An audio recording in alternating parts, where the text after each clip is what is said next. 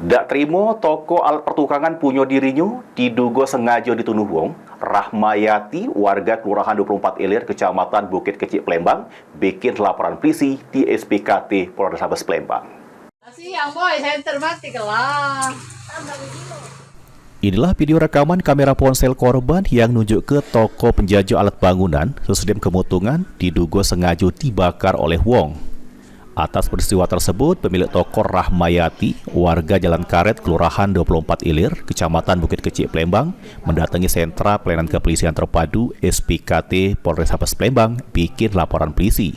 Menurut keterangan Rahmayati, awalnya dirinya dapat kabar dari tetangga kalau toko dirinya yang berada di Kelurahan 24 Ilir Temutung, sehingga dirinya langsung datangi TKP dan selik wong sudah merame bantu midem ke api. Ditambah ke korban, sebelum kemutungan ada yang selik sikok lanang yang mengendarai sepeda motor stop di seberang toko dirinya dan berjalan mengarah ke toko. Diduga lanang tersebutlah yang sengaja tunuh tokonya. Maka dari itu korban berharap pihak kepolisian bisa mengusut peristiwa kemutungan tokonya ini.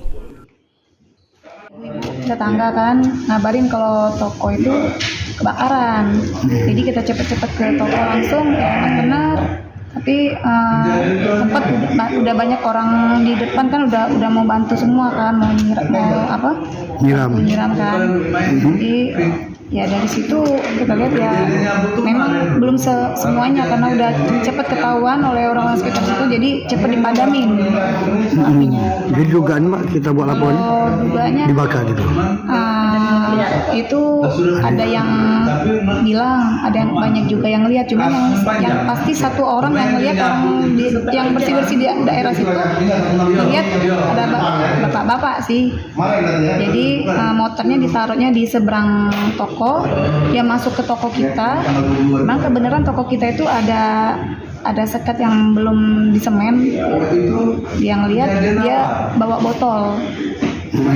Kemungkinan bensin atau apa. Bakar gitu. Toko apa Mbak gitu Pak? Toko alat pertukangan. Baut ada ya? baut juga. Oke, jadi Laporan sudah diterima petugas SPKT. Selanjutnya ditindaklanjuti Satreskrim Polrestabes Palembang. Heru Wahyudi, PAL TV.